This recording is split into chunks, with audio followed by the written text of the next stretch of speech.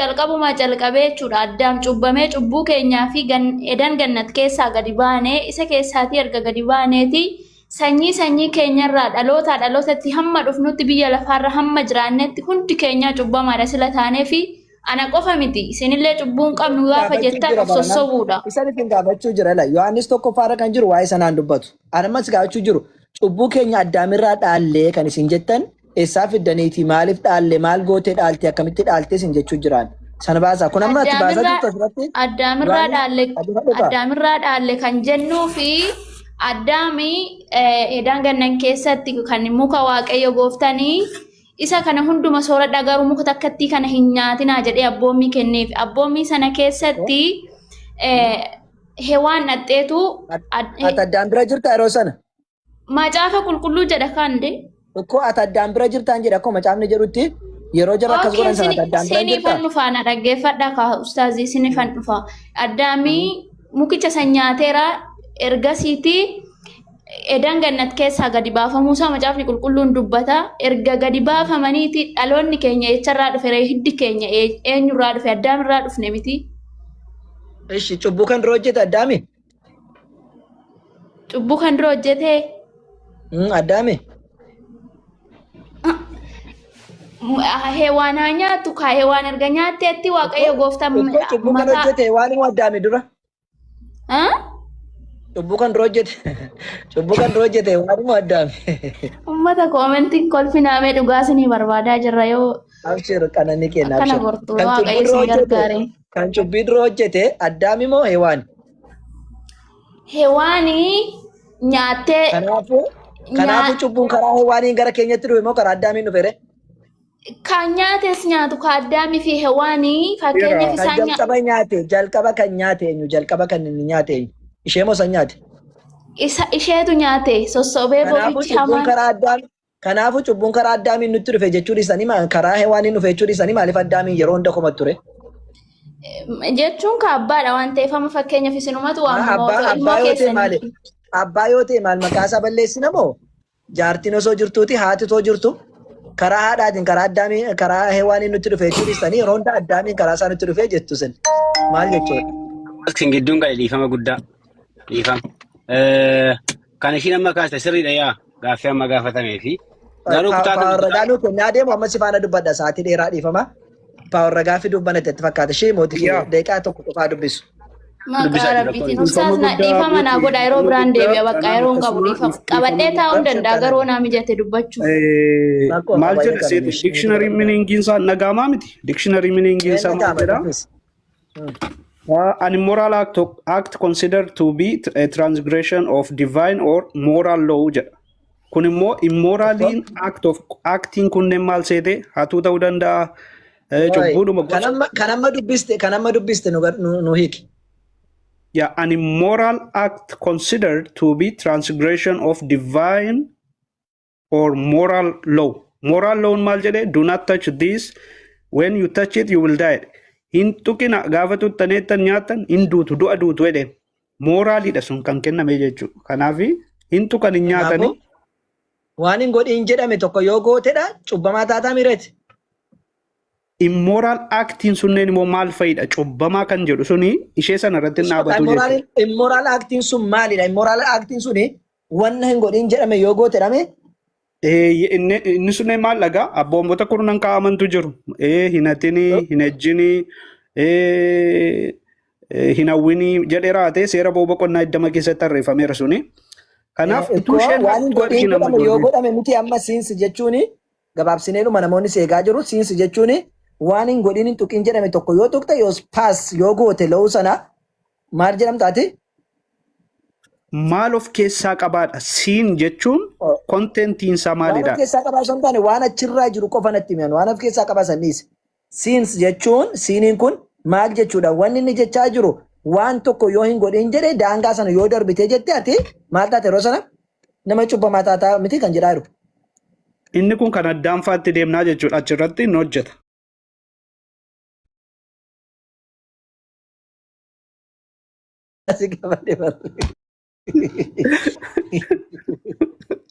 Loojikiin kee naa gala barbaada itti adeemaa jirtu. Mee mootii faana Nama biraa carraa guyyaa kennaa biraallee diskas goona. situ loojikii barbaadaa malee waan achirra jiru dhiistee waan biraa kana haasaa jiru si beektee ganaa akkas jedha laataadhaaf waan No, biraa ganaa laataan kun taane. Anyway, dictionary meaning-idhaa fi theological kan biraa ayyee fayyaa ta'a. Kanaafuu wanni dictionary irra jiru garuu yoo ati lo'u tokko paasii gooteedhaa jettee siinii hojjette kan jedhamu yeroo sanadhaan hin jedhaa jira. Kanaafuu we don't have do any sin. Waan waaqayyoon godhin jedhe tokko hin goone tanaan cubbamaa ta'uudhaan danda'u. Yoo immoo godhe daangaa san darbee jiraadhe warra siin dalagirraa ta'a jechuudha yeroo sana. Galatoomii turtii goone waliin paawole. Banagiraachi laa bareedaadha waan afaan haasofteef ulfaadhu. Hin badiin sitti baru kootee roonda. Fayyaa ta'etillee hayyee diskashanii gaarii qabna turre wal argina. Galatooma. Ashimooti itti fuuf. Okay. Gaaffii anillee gaafachuu Ustaaza waliin jiran ustaaza wal jirtu dhiifama guddaa Yaa yoo dubbachuu dandeessan. Qoy ustaaza wal si waliin haa dubbatani. Ustaaza wal jirtu? Halloo. mijanne fakkaata. Toltu mijatee mana hin turani. Yaa kutaa ishee ammaatii fi namni nuti qabu yaadatti akka qabatanii Roomaa 5:12 dubbifadha. Cubbuuni karaa nama kamii akka nutti dhufee duutis kan dhufe hin duunu ture silaa har'a maaf namni kam du'aa jira kan jedhu achumarraa kaasanii yaaduu hin danda'ama. Duuni isaa nutti dhufe mee? Duuni karaa kamii dhufe? Okay. Kutaa kana qofaa si dubbiseen tooppikii sana cufnee irra gahiteetii fi gaaffii Utuun dubbisiin dura waan hin beekuuf Roomee sana isaan dhufe jedha duuna achirratti. Egaa cubbuun karaa nama tokkoo biyya lafaatti akkuma dhufe duunis karaa cubbuu akka Biyya lafaatti dhufe. akkasuma. Biyya lafaatti dhufe malee isarraa dhaalle kan jedhu hin jiru. Nuti waan nu barbaadaa cubbuu kan dhaalle addaamirraa kan jedhu malee isaatti dubbisuuf deemtu waan hin beekuufi. Cubbuun karaa nama tokkoo addunyaa kana seente biyya lafaa seente jedhaa jira malee cubbuu isarraa dhaalle jechaa hin jiru. Galatu. Kanaafiyyuu duutima sana. Fakkeenyaaf HIV karaa nama tokko Itoophiyaa seene jechuun nuti isarraa dhaalle jechuudha miti. Nuti sababa dhaqnee nama HIV qabu sana wajjin yookiin wal qunnamtii gootu yookiin waan garaagaraatti wal tuttuqtere HIV sitti darbe jechuudha malee isatu fidee Itoophiyaa seene jechuun sitti seene jechuudha miti. Biyya lafaatti dhufe duuni karaa nama tokko biyya lafaa seene jedha malee namni dhaale hin dhaalle kan jedhu hin jiru. Galatoom rakkoon qabu. Ilaa isa kanaatiif waa tokko bichaan si deebisuu barbaade. Cubbuuni biyya lafaatti dhufe jechuun cubbuun gaafa dhufe immoo du'atu dhufe. Dhala dhaggeeffadhu. Cubbuun du'a fida. Sanaatiif iyyuu maal ta'u jechuudha. Mee dubbisi bakka ammaarra deebi please. Okay. Egaa cubbuun karaa nama tokkoo biyya lafaatti akkuma dhufe duunis karaa cubbuu akka gale akkasuma namoonni hundinuu waan yakkaniif duuni sanyii nama hundumaa wal gahe. Kanaaf maal wal gahiif waan yakkaniif. Eessarraa dhufe cubbuun biyya lafaa kan dhufe cubbuun karaa kamii? Ustaaza kiyya kun ifa waan jirudha. Saatii ofii westi gochuudha. Cubbuun kan inni dhufe karaa nama tokkoo biyya lafaa dhufee dhaaramte? Eeyyee. Kanaaf cubbichi maal fide? Qoyka. Cubbuu nama tokkorraa dhaallechaa osoo hin taane cubbuun karaa nama tokko biyya lafaa dhufe jechaa jira. That means Waaqayyo waan hin hojjetiin jedhe kan hojjete Addaamidha. Ajaja diduun sun ajaja cubbuu sana yookiin daangaa darbuu sana fudhatee dhuma addunyaa kana dhufe jechuun. Waan tokko bichaan si gaafadha gabaaf ustaaza kiyya. Amma ati seera Waaqayyo baase guyyaa tokko cabsitee hin beektuuni? Tokko sun mataa kootti hin gaafatama malee kan Addaamitti miti. Kaa sanan siin jechuu jira banan. Si jammar kanuma mataa ofiiti kan namni tokko kan Yesuus Kiristoos. Sana taanaan walii galla. Sana taanaan walii galla rakkoon tokko hin jiru. Ani Farahaan akka kootti cubbuu baay'ee dalagaadhaa oola. Thank you. Rakkoon tokko hin jiru ayyee. Kana waliin haa galu garuu cubbuu dhaalte naan hin jedhin malee ayyee cubbuun hojjenne tole. Isa keessa kana walitti dabdii deemna gaaffii kottan darba. Ayyee. Jeenatatti hin gala jettee ati har'a mataa kee hin murteessitaa jedhe Pool si gaafate. Eeyyee 100% jette. Kanaaf ifidensii maal qabdaa? Muhammad mataan isaa ergamaatti nabiyyiidha fakkeenyaa fi nabiyyi hundumaaf ergamedha jettanii amantu akka keessanitti. Anaaf nabiyyi miti jedheen hamana gahittee akka kiristaana tokkotti. So inni mataan isaa iyyuu anaaf isin irratti waan ta'u hin beeku lafa naqu hin qabu jedhe. Suuraa quraana irratti suuraatti beektu jechuudha. Suuraa 46 saddeetiif sagal gidduu irratti fakkaatan gurbaan dhibbiyaasii dubbisuu hin danda'a. So ammamirraa kaanaanidha sanarra moora evidensii argattee jireetti dhangalaa jette. Tokko gaaffii kana akka ganaa deebistuu barbaada. Okay. Ni jalqabaa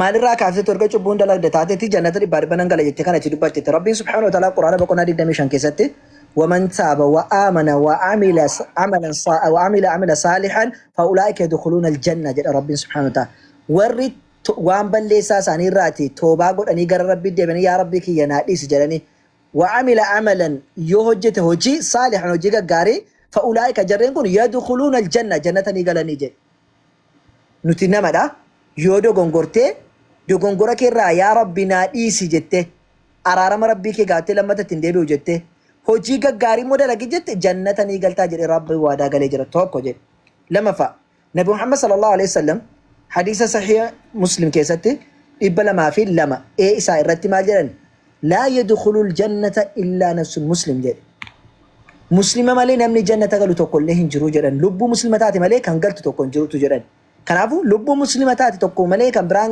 قالوا جنان مسلمين قالوا تانان كان قالوا تقول لهن جرو جرو كنافو مسلم كان تاتي لبون كمو جنة قلت جران ارقام رب صلوات ربي وسلام عليه كانت مودين تيرا بقولنا صحيح مسلم الرد تباسو اوكي رجعت انا كده طب تاندي ما بازل Aye, afaan isitti muu danda'a baafachuus dandeessa.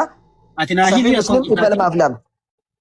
sa'aatii kee westiin godhu jaateetiif nan baasii dubbifadha sahih muslim Aye, qabadhu lakkoofsa yoo baasuu barbaadde si baasa rakkoon hin jiru. Qabadhu. naa kennan barbaadu Qoy si qabadhu ishee. Dhibba lamaaf lama ammasitti si baasuu yaala qoy. Anis sa'aatii rakkoon qabu waan naan wal amansiisnee wal agarsiisnee darbuu barbaadna waan taateef yoo ta'e asuma dhaabu wayyama yoo sa'aatiin deeme. rakkinaan qabu Yaa. dhibba lamaaf lamatti Saar.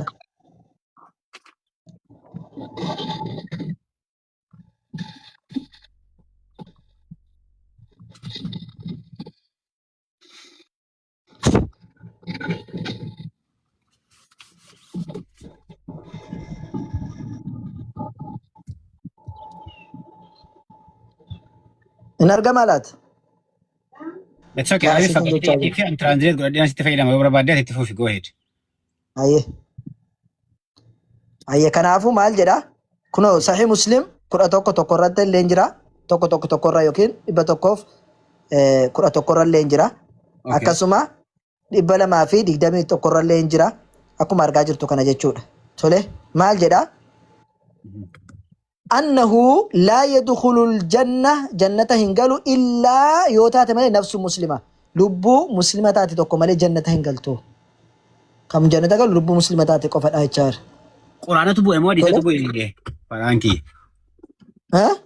quraanatu bu'e moo hadiisatu bu'e rabbi biraa bu'e غافي برادا غافي برادا no ela amma fakkeenyaaf quraan irraa gaaffii gaafataa jirra miti akka quraanaatti amma gaaffii tokkoon si dabala maaliif نوف naan jedhu لچو نوف رقادا نوف لچو غرغرين بافنو قرآن ساديس رقادا نوف لچو thank you تونا من نوانتيف thank you da'iifa naan hin jedhin malee takka turte ela gabaa tokkoon si dabala naan آه دو دايفة كم فرطة من كم نفرطة من كم نبرات كم فرطة من كم مو فرطة من Okay. كبا جيتشو ايش illa alla walumaan كنافو أيه كنافو كم برا dhiifama na rifadhe bita ustaasi keena si dabaluuf wal faana لا akkasiin لا naan baasne ela أبشر راكون تمن جرو وان قافت يا تمرو جريتاني كبقنا فتمي جارة لي دبت 40 jaalala Tole. dubbadheen kun kana yaadannaa qabadhu garuu waa tokko jira achirratti asuma irratti isa immoo namoota ifa godhaka namoota ifa gochuu qabadan kaman hin darbita taanaan wal duukanaa ibsita ka wal duukaa dhabe gaafficha lana kontiragaashii wal godha waan ta'eef naa kaasaa jirtu no kana waan godhu waan dirga jalqaba dubbatan deebisee keessan booddee dubbatan ifama waan ati jette ishi fixadhu rakkoo maal jettee boqonnaa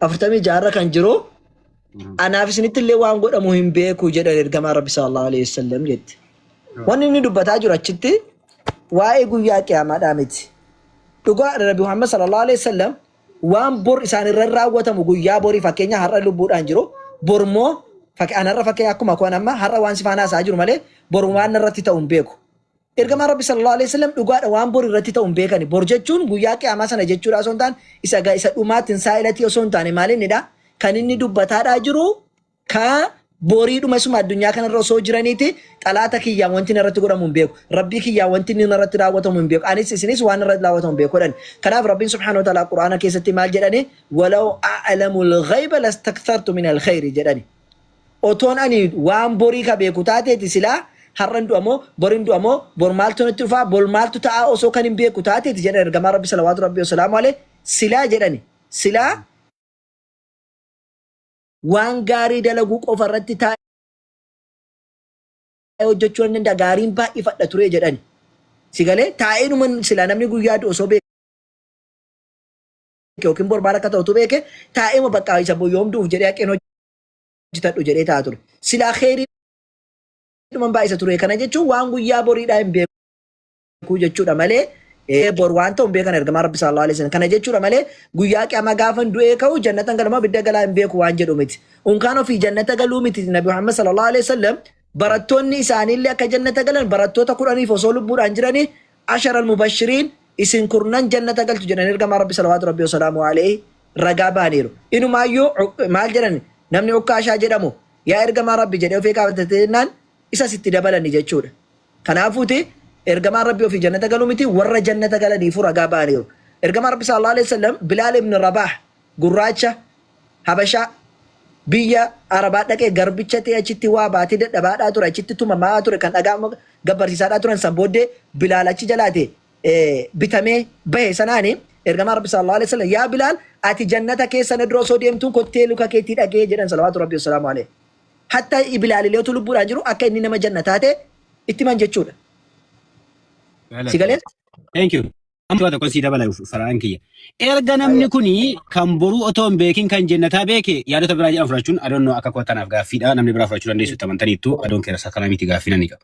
Esh erga akkas jedhee jiraate quraana irratti immoo akkas jedha.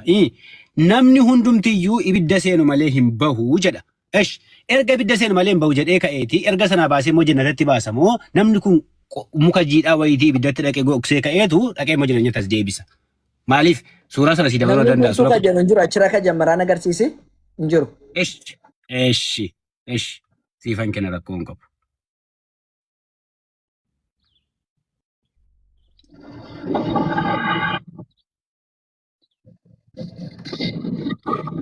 Suuraa 19 haala 70 baastaa dhiifama fa'aa.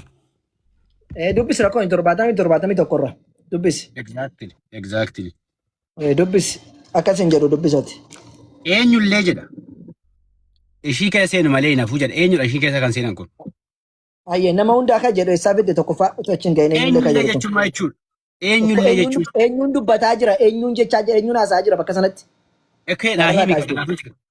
Okay. Anas kanaaf achi jedhe situu nama hundumaa jennaan jalqabaa eessaa fidde nama hundumaa kan jedhuu siin jedheetaniin akka ati baasin agarsiistuuf. Nama hundumaa kan jedhu achirra hin jiru. Eenyuun kan jedhu kun immoo eessaa dhufee eenyuun kan jedhu. Eenyuun jedhu fadhaa. Eenyullee jedha. Ikkoo eenyullee jechuun ayyee maal rakkoo qabare. Fakkeenyaaf wanni inni dubbataa jiru ol siqtee 68 irraa kaaftee dubbiste waa'ee warra sheexaanaa fi waa'ee warra rabbitti daba dalaganiiti kan inni haasa'aa jiru. Tole kanaafuu eenyullee taatu. Okay naa dubbisu. Ayyaadhaa baasu ana fi kooti quraanaa baasu ayyee. All right, go ahead. What did you about? Video baasuu dandeenyaan baasatti illee si guddisuu danda'a rakkoon hin jiru. No, natti mijatu rakkoon qabatti baasi. Quraan nayyee ni baasa qoy. Ustaaza wal dhuftanii?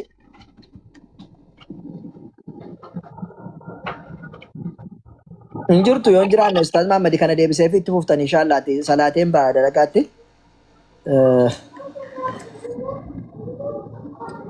Eessa jira suuraa 19 tokkayya. Ana biraa mul'ataan jiru sirriitti viidiyoon. Mul'atu argaa hin jiru dhiifama ayyee. Mul'ataan jiru. Dubbisaa. Waan biraa agarsiisartu see ilaalle. ويقول الإنسان سوف أخرج حيا نمني سلا أني إرجن دوئ لبون جرادة قبري إراكا فما جدا ولا يذكر الإنسان أننا خلقناه من قبل ولم يكن شيئا سلا نمني أكا نتي كانان درا أبما إرا إسا أمني إن يادته جدا فوربك لنحشرنهم وشياطين ثم لنحضرنهم حول جهنم جثيا Goftaakeetiin kakadhe dhugumatti isaaniif sheexaanota walitti qabneeti ergasii moggaa jahannamaatti jilbeenfatoo taasifne isaan finna. Summa lananzi'anna min kulli shay'in ayyuhum ashaddu 'ala ar-rahmani 'itiyya. Sana booda garee hunda irraa dipaartimentii kufrii warra qaban jechuudha. Gosa kufriitii warra jiran dipaartimentii irraati. Garee hunda irraan Rahmaan maanno isaan rahmaanitti jal'atanitti irra cimoo ta'an jal'ina irratti warra cimoo ta'an ni baafna. Summa lanahnu a'lamu billadhiina hum awlaa bihaa siliyyaa ergasii dhugumatti nuti isaanirraa warra ishee ibidda seenu qabna maan ibidda seenu qaban akkan beekna way minkum illa wariduha kana rabbika hatman mardiyya isinirra eenyulleen ishee seenu malee hin hafu dirqama rabbii keetiin murteeffamedha jedha ثم ننجي الذين اتقوا ونذر الظالمين فيها جثيا سنبودا ور ربين صداتا نقابافنا ور ميدا هجتا امو إشيكي ست جلبين فتو تاسفني إسان إفنا جدا وإذا تتلى عليهم آياتنا بينات قال الذين قالوا الذين آمنوا جرسوا ورقم جنة يروكي يتوني كينيا إسان رتي دبي فمن كافروني نو كافرون مؤمنوتا ta'an garee lamaan keessa isaan kamtu caalmaa yookiin sadarkaatii fi miidhagina iddoo waltajjii qaba jedhu kana dura jechoota isaa ittiin kafaraa turan sana yeroo dubbatu rabbiin jechuudha warra akka kanaa jechuudha Galatooma. nagaamira sagaleen koo sirriitti dhagaamera jaakumullahu khairan qoy mooti amma jarriin dubbisanii ibsarratti baatan Ibsa miti gaaffii godha. Qajeeltutti gaaffii godha geeffadhu qabsabsa kiyya qajeeltutti dura. Turatti gabbas. addeeffadheen jira qoy ani bara amma dubbisanii ibsarratti kenneen salaata qol tokko ani jara waliin dubbatanii fam waan nagaafatti ibsarra sii kenna tole Galee isuma ammaa kana ibsanaa laachuudhaa fi toora gaaffii si gaafachuudha. Waliin galle meela wanta si gaafachuudha. gaafadhu tole gaafadhu Galatoom. Innatinaan jettee warra sheexanoota fakkeenyaatii fi warreen rabbitti kafaranidha kan ibiddatti nam'u jedhee kutaan kun kana dubbataa jira naan jette 63 irraa kaasee dubbifadhu naan jette. Weel rakkoon qabu jennee jalqabaa kaasee Ustaaz Abbaa Caaliin gaara kaasee dubbise rakkoon. haala qoy ani ganaa yoom ibsa guutuu siif hin kennine ba akkasin jedhe tokkoffaa kan inni dubbu qoy ilaal tokkoffaa abidda kan jedhu iyyuu achirratti hin barreeffamne karaa lamaaniin nusii deemuu danda'a inni tokko inni tokkoffaani abidda osoo hin taane jisira yookaan immoo dildila namni irra ce'udha dildila irra ce'udha namni tokko naa jedhe lammaffaa abidda iyyuu yoo taate waa lamatu jira tokko inni jalqabaa kan inni haasa'aa jiru wa minkum jedha isinirraati jedhe warra itti dubbate isinirraati warroota badii dalagurraati warra waa balleessurraati yoo ishee seentan malee eessa dildila jisira jahannamaa yoo seentan malee yookiin dildila irra darbamu sana yoo seentan malee jedha tokko jedhe lammaffaa abidda iyyuu haa ta'u abidda yoo seentan malee isinirraa yoo ka jedhu taate yoo akkuma jettu musliimoota hundumaayyuu ka jettu taate musliimoota hunda osoo ta'e iyyuu abiddi gubamu keessa hin musliimoonni gubatani maaliif jennaani tokkoffaani rabbiin subhaanahu wa ta'ala wanunajji alladhiina ittaqaw wa nadharu adh-dhaalimiina fiihaa jithiyyaa jedhe warra rabbiin subhaanahu wa ta'ala sodaatan sana keessaa baafnee osoo abidda ta'e iyyuu abidda sana keessaa baafnee warra rabbiin sodaachuu didan warra kafaran immoo jilbeeffatoo taanee achi keessatti isaan hambifnaa jedhe tokko jedhe maarree akkamitti abidda keessa seenanii jara hin gubnee yoo ka jettu taate immoo Ibraahim alayhi salaam yookiin Abrahaam abidda keessa seenee osoo hin gubatiidhaan bee abidda keessa ka seene hundumtuun gubate jechuudha miti rabbiin abidda keessa galchee warra isa sodaatan warra isa ajajam abidda keessa baasuudha danda'a jechuu akka Abrahaamiin kanaafu akkuma sana achi keessa darba garuu ammoo otoo waa takkan ta'in achi keessa rabbiin subhaanahu wa ta'ala najaa isaan baafnaa jedhee dubbate rabbiin subhaanahu wa ta'ala kanaafu wanni muslimni gubatu tokko hin jiru muslimni hin gubatu sin jechuu barbaade inshallah sa'aatiin kun atti ga'ee jira salaateen baha abdiin abbaan caaliifaa itti fufa ustaza waloo jiraata illee galshaan tokko nan salaata tole Ishii kana bishaan xumur ture faraan kiyya. nan salaata sa'aatiin natti deeme siin dubbachaa deema rakkoon hin jiru salaatii taniin ba'a ifama Okay. Dubbataa deemta moo hin deemta hin baatare? no salaatii amma nufutti dubbadhaati rakkoon qaba masti naan dubbachuu dandeessaa ustaza walillee jala dhuqoo ol galcheen salaataan sa'aatiin salaataa darbe dalagaatti illee deemuuf waan ta'eef Okay kakka. Rakkoon hin jiru galatoomi yeroo gaarii. I think garuu wantichi السلام عليكم ورحمة الله وبركاته. السلام ورحمة الله وبركاته. أهلا أستاذ.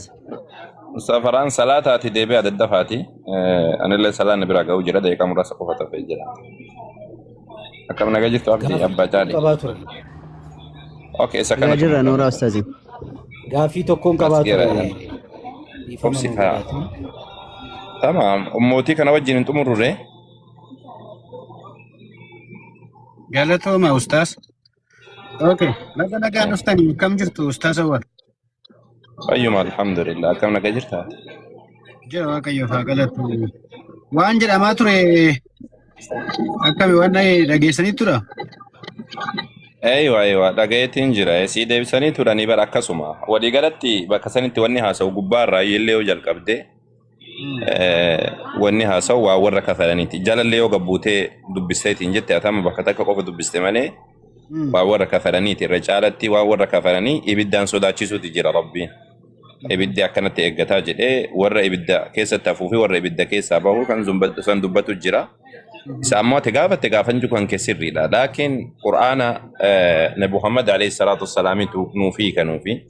Nabi Muhammad ammu alaihi salatu wassalam ibidda dabru ibidda dabru gafa jedhamu ibidda keessa gaseedanii achi keessa jiraachuudha miti. Ayni illee dubbatti warra rabbiin sodaatan nagaa baaf nagaa ka jedhu dubbata akkuma sanitti jechuudha.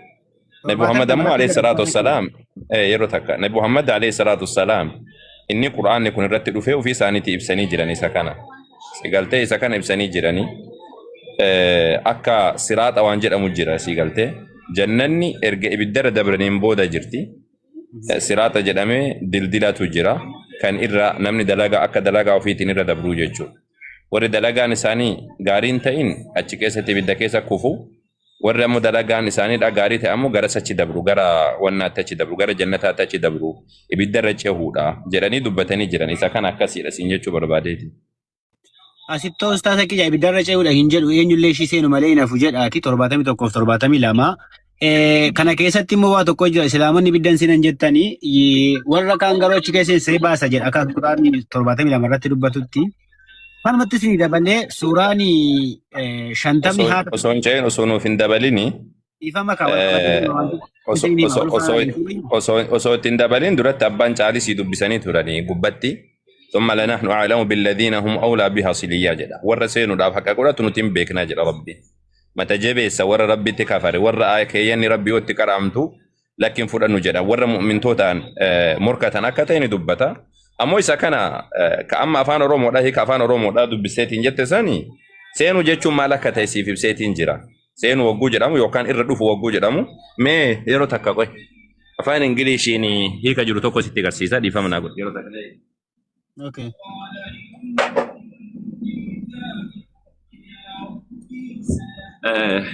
تفسير وانا ما كان بانيت ست مليسا انجلي فدو بستبع